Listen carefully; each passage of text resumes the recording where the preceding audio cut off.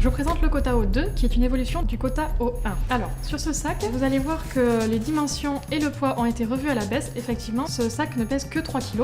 Il est vraiment très léger, donc c'est pratique pour vos voyages. Donc vous voyez ici la version dépliée, donc vous voyez quand même qu'il est grand. Il a une contenance d'un peu plus de 120 litres. Vous avez les bretelles ici, là, qui permettent de l'accrocher jusqu'à l'arrière avec les petites boucles situées ici. Si vous décrochez les petites boucles, des deux côtés, vous avez les bretelles ici qui vous permettent de le porter sur le dos.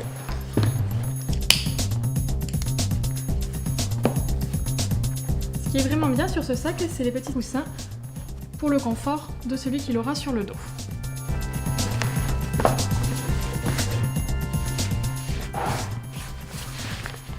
Ensuite, le gros point fort de ce sac, c'est sa poignée cachée ici en aluminium anodisé qui fait tout le long du sac et qui permet du coup au sac une rigidité sans faille. Du coup, il ne se plie pas et c'est parfait.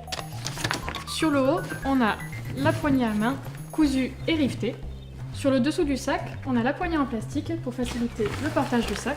Et ici, les bretelles de portage à dos qui sont rangées dans une poche prévue à cet effet. Vous avez un fond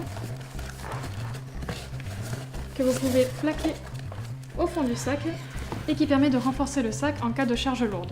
Nous avons une poche ici, à zip, et ensuite une poche ici, que vous pouvez ouvrir, et la grande poche principale avec à l'intérieur des sangles pour maintenir vos affaires. Les roues et les boîtiers de roues sont changeables facilement, même par les utilisateurs. Ce sont des roues de skate, donc elles sont robustes, elles sont silencieuses et elles sont surtout d'une grande stabilité. Ils ont pensé à tout chez Kurma.